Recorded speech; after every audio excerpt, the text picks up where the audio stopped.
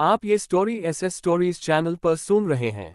Episode 29 collegium. किताब में मेरी उम्मीद से कहीं ज्यादा कौशलों की सूची थी, जिसकी वजह से मुझे अपना पहला रैंक भी आक्रामक कौशल चुनने में कुछ समय लगा।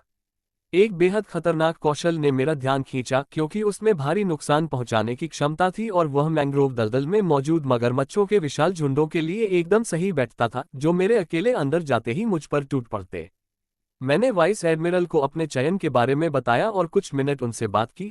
इस बीच सहायक बाहर चला गया और 10 मिनट बाद एक सूटकेस लेकर लौटा जिसमें एक मोटी किताब थी। मुझे सूटकेस मिला और मैंने ये कौशल आत्मसात कर लिया। लघु बवंडर 10 सेकंड के लिए तेज हवाओं का एक घूर्णनशील स्तंभ छोड़े जो आपके आदेशों का पालन करता है। ये स्किल बिना किसी समस्या के मेरे पैनल में दिखाई दी और मैं इसका भरपूर इस्तेमाल करने के लिए उत्सुक था। तभी चारों ओर से सैकड़ों मगरमच्छों ने मुझे घेर लिया।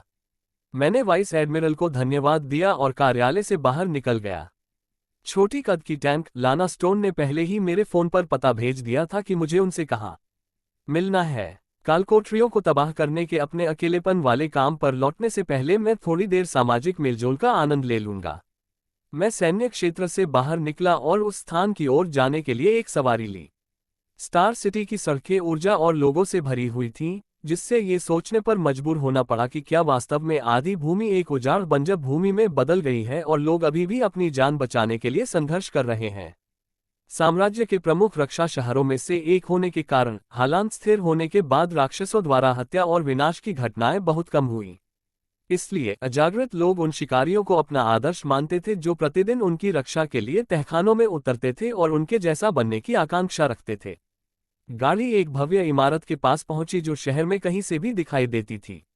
उसे देखकर मेरी सांसें थम गईं, क्योंकि मुझे साम्राज्य के कई भीतरी शहरों में बनी ऐसी ही इमारतों के वीडियो याद आ गए थे। विशाल दोहरे दरवाजों से अंदर भागते लोगों के उत्साहित चेहरे और चीख पुकार यहीं से सुनाई दे रही थी। यही वह जगह थी जहां शिकारी मनोरंजन के लिए लड़ते और प्रतिस्पर्धा करते थे। यही था कोलिजियम। मैंने लाना को मैसेज करके बताया कि मैं यहाँ हूँ और कुछ मिनट बाद ही कोई मेरे पास आया और मुझे भीड़ के बीच से रास्ता दिखाते हुए अंदर ले गया। जैसे ही हम अंदर गए और कम भीड़ वाली जगहों की ओर बढ़े, विशाल इमारत में जोरदार तालियों और हूटिंग की आवाजें गूंजने लगीं। कोलिजियम प्राचीन संस्कृतियों के कोलिजियम की तरह ही बना था, एक विशाल अंडाकार एम्फी थिएटर जिसमें हजारों सीटें थीं। शिकार दस्ते के पास बीच में अखाड़े के फर्श के करीब एक विशाल जगह थी जहां पहले से ही शिकारी लड़ रहे थे। मैं उनके साथ शामिल हो गया और चल रहे मैच को देखा जो दो रैंक्सी शिकारियों के बीच लग रहा था। झगड़े क्रूर थे क्योंकि वे जितने खूनी थे, भीड़ ने उतने ही अधिक जयकार किए। पेय और भोजन पहले से ही लाया गया था और हमने बात करना शुरू किया जब छोटा टैंक मेरी ओर मुड़ा और जोर से जयकार करने पर मेरे कानों में चिल्लाया। हम कुछ ही मिनटों में एक अद्भुत शो देखने के लिए भाग्यशाली हो सकते हैं। जाहिर तौर पर लाइटनिंग हंड एक बार फिर से काफी उग गया है और जल्द ही एक प्रतियोगिता की घोषणा कर रहा है। मैंने उसके शब्दों को सुना क्योंकि मुझे याद आया कि लाइटनिंग हैंड कौन था। ये कुछ ज्ञात रैन के हंटर्स ऑफ द एम्पायर में से एक था। मुझे नहीं पता था कि वह स्टार सिटी में था। उसके जैसा मजबूत व्यक्ति क्या करने वाला था। दो रैंक्सी शिकारियों के बीच लड़ाई धीरे धीरे समाप्त हो रही थी क्योंकि जादूगर मन से बाहर भाग गया था और अब निडर द्वारा उसे पीटा जा रहा था। भीड़ चिल्ला रही थी जैसे कि वे भूत हो गए थे क्योंकि 1 बजने की आवाज सुनाई दी थी और लड़ाई समाप्त हो गई थी। जब मैच पूरा हो गया तो जयकार और भी ऊंची पिच पर पहुंच गया और कोलिजियम के बीच में 4 विशाल स्क्रीन पर बिजली से चटकने वाला एक हट्टा कट्टा आदमी दिखाई दिया। वह हमारे करीब एक हिस्से में खड़ा था जो सुंदर महिलाओं से घिरा हुआ था। जब उसने एक माइक पकड़ा और उसकी तेज आवाज को पूरे समय सुना जा सकता था। स्टार सिटी के नागरिकों को नमस्कार। तेज आवाज बिजली की ताली की तरह गूंज उठी और दर्शकों की जयकार एक तेज पिच पर पहुंच गई। हम आज एक शानदार शो के लिए हैं क्योंकि मैं एक पुरस्कार प्रस्तुत करूंगा जिसे कोई भी शिकारी ना नहीं कह सकता है। बिजली के हाथ ने अपना हाथ हवा में उठाया क्योंकि उसकी उंगलियों के बीच एक मोटी किताब दिखाई दी। ये मेरे प्यारे नागरिकों, रैंक स्किल बुक उड़ान है।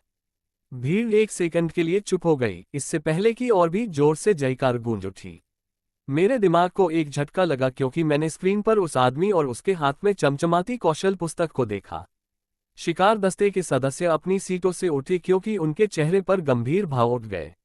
जिस आदमी के शरीर पर बिजली की लकीरें नाचती थीं, वह जारी रखता था, आज के लिए अगले 30 मिनट में फ्री फॉर ऑल फाइट के विजेता को इस बुरे लड़के को घर ले जाने का मौका मिलेगा। जोर से चीखें बढ़ती गईं क्योंकि सभी स्टेडियमों से शिकारी लालची चेहरों के साथ उठ खड़े हुए। यह एक रैंक के कौशल था, कुछ ऐसा जो शायद ही कभी रैंक भी कालकोठरी में गिरता था और केवल कभी भी कालकोठरी से बाहर आता था, जिसमें बहुत कम शिकारी तल्लीन हो सकते थे।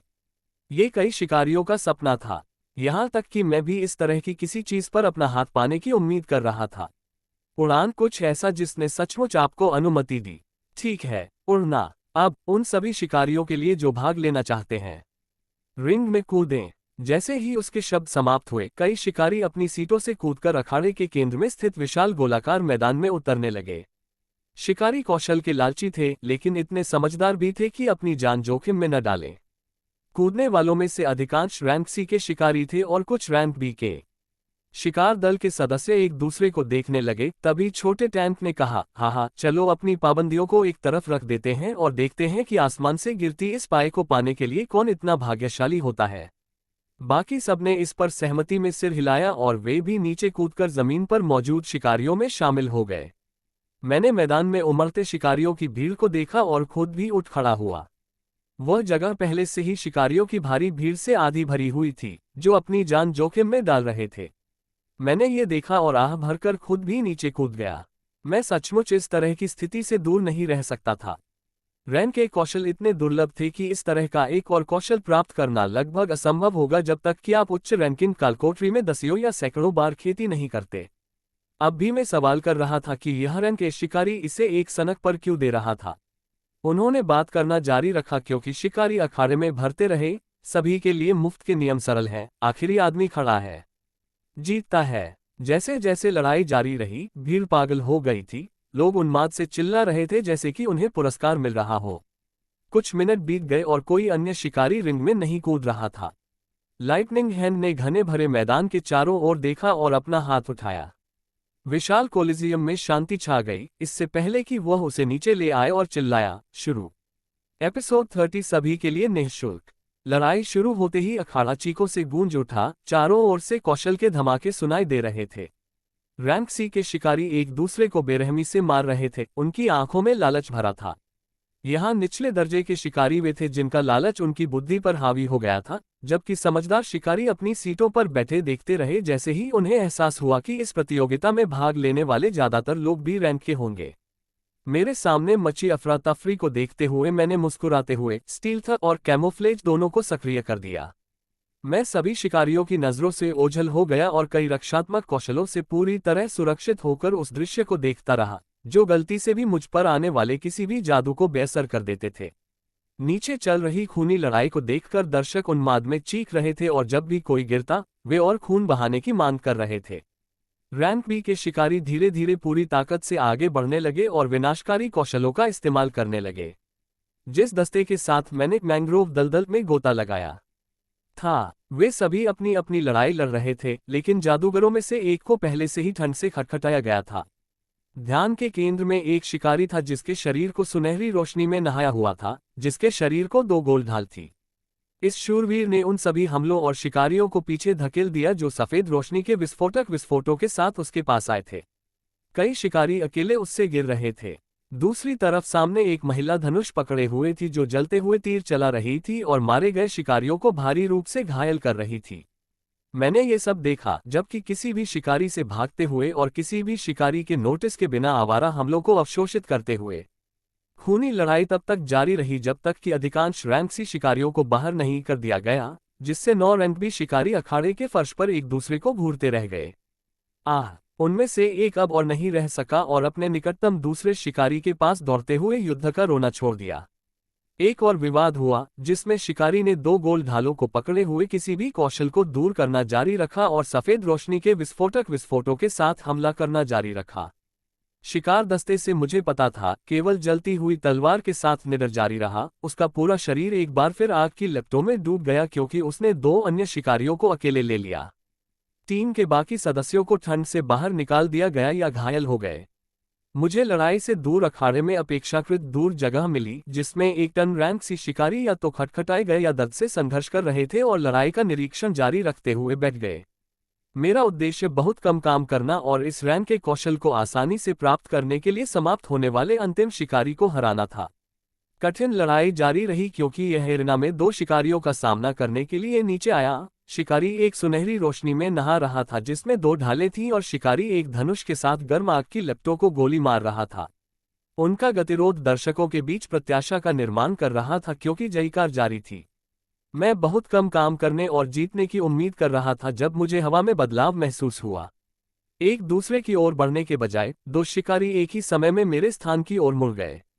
अच्छी तरह से बकवास। मैं खड़ा हुआ और लड़ाई के लिए जल्दी तैयार हो गया क्योंकि ऐसा लग रहा था कि शिकारियों ने मेरे चुपके और छलावरण के माध्यम से देखा था। क्या उनके पास कोई कौशल था जो पता लगाने में मदद करता था या कुछ और? ओह ठीक है, इससे कोई फर्क नहीं पड़ता। मेरे चेहरे पर एक उज्ज्वल मुस्कान खिल गई क्योंकि मैंने देखा कि महिला अपना धनुष खींचती है और मेरी ओर कई ज्वलंत तीर चलाती है और चमकता हुआ नाइट आगे बढ़ा। मुझे कम से कम 2 रैंक भी शिकारियों के खिलाफ नए प्राप्त कौशल की विनाशकारी शक्ति का परीक्षण करने का मौका मिलेगा जो इस रैंक के शिखर पर खड़े प्रतीत होते हैं। लघु बवंडर पहली बार डाला गया था। तेज हवाओं का एक घूमता हुआ द्रव्यमान मेरे सामने दिखाई दिया जिसने लौ के तीरों को तितर बितर कर दिया जो मेरी ओर दौड़ रहे थे और चमकते हुए नाइट को पीछे धकेल दिया। मुझे लगा कि हवाएं मेरे काले बालों को इधर उधर घुमा रही हैं क्योंकि मैंने निकटतम शिकारी की ओर जाने के कौशल का आदेश दिया था। चमकते शूरवीर का शरीर विस्तार। वाह, उसका शरीर वास्तव में फैल गया क्योंकि उससे बाहर निकलने वाली चकाचौंध करने वाली रोशनी बढ़ गई, भारी और तेज हवाओं का सामना करते हुए जब तक कि कौशल कुछ सेकंड बाद फीका नहीं हो गया क्योंकि इसमें 10 सेकंड की अवधि थी। जब वह मोटे तौर पर सांस ले रहा था तो उसका शरीर सामान्य आकार में वापस आ गया। हमले का सामना करने में सक्षम होने पर गर्व लग रहा था। मैंने अपना सिर हिलाते हुए एक हल्की हंसी दी और एक और लघु बवंडर डाली। जैसे ही शूरवीर ने दूसरे को अपनी ओर आते देखा, उसका चेहरा पीला पड़ गया। उसने घूमती हुई हवाओं का सामना करने के लिए दोनों ढालों का इस्तेमाल किया, लेकिन व्यर्थ ही। एक ही पल में वह शरीर पर गहरे घावों के साथ दूर जा गिरा। मैदान में बची हुई शिकारी जो तीर चला रही थी, तीर चलाते हुए मुझसे और दूर चली गई। मैंने उसे ऐसा करने नहीं दिया और दूरी कम करने के लिए व्हिरलविंड का इस्तेमाल किया और उसकी ओर एक और मिनिएचर टॉर्नेडो फेंका। तेजी से घूमती हवाओं ने शिकारी को जमीन पर पटक दिया जिससे उसके कवच और त्वचा को भारी नुकसान पहुंचा और अंततः वह अखाड़े की दीवारों से जा टकराए। उसके बाद सन्नाटा छा गया जब मैं शिकारियों के एक समूह में खड़ा था, जिनमें से कुछ बेहोश थे या दर्द से रो रहे थे और कुछ के कुछ अंग गायब थे। वाह! जैसे ही लड़ाई खत्म हुई, भीड़ की चीखें और तेज हो गई और रैन के हंटर की बुलंद आवाज सुनाई देने लगी। हाँ हाँ, बढ़िया बढ़िया बढ़िया। उस आदमी ने एक ही शब्द को 3 बार दोहराया, इससे पहले कि वह उस क्षेत्र से ऊपर कूद गया जिसमें वह था और बिजली की हड़ताल की तरह अखाड़े की ओर गिर गया। उसने मुझे ऊपर और नीचे देखा और अपनी भंडारण अंगूठी से एक चमकदार किताब निकालने से पहले एक बार फिर हंसे। शांत लेकिन सावधान, स्मार्ट और शक्तिशाली भी। हाँ हाँ, ये कौशल पुस्तक आप पर बर्बाद नहीं है। ये शहर में सर्वोच्च उपलब्धियों के साथ रैंक भी शिकारी के पास जाना था, लेकिन मैं आवेगी हूँ और मैं अवसर और भाग्य में विश्वास करता हूँ। ये आपका भाग्य है। कौशल पुस्तक को चमचमाती बिजली की एक पतली परत द्वारा ले जाया गया था और मेरी ओर बह गया था। मैं अपने सामने एक आदमी के इस राक्षस को देखते हुए एक शिकारी के कौशल पर आश्चर्यचकित था। उसका शरीर एक ज्वालामुखी की तरह लग रहा था जो अपने रास्ते में खड़ी किसी भी चीज को फटने और तोड़ने के लिए तैयार था। मुझे पता था कि मैं अभी इस तरह के किसी व्यक्ति का सामना करने के लिए तैयार नहीं था। कुछ सहायक कौशलों की बदौलत ही मेरी क्षमताएं रैंक बी तक पहुंच पाई थीं, और अगर मुझे इस स्तर पर दूसरों के बराबर पहुंचना था, तो मुझे बहुत अधिक मेहनत करनी होगी, इससे पहले कि सब कुछ बिखर जाए। इस अवसर के लिए धन्यवाद। मैंने कौशल की किताब को झटपट उठाया और बिजली से घिरे उस व्यक्ति को धन्यवाद देते हुए एक पल भी बर्बाद किए बिना तुरंत उसे आत्मसात कर लिया। इसका बुद्धिमानी से उपयोग करो और ऊंचाइयों को छूने का प्रयास करो। उसने सिर हिलाया और सहजता से जमीन से ऊपर उठ गया। कुछ शब्द कहते हुए वह आकाश की ओर उड़ गया और प्रकाश की एक चमक में गायब हो गया। बिजली की उस गति को मैं मुश्किल से ही पकड़ पाया, जिससे मैं कालकोठरी में अकेले जाकर उस स्तर की ताकत जल्दी हासिल करने के अपने पुराने तरीके पर वापस जाने के लिए और भी उत्साहित हो गया।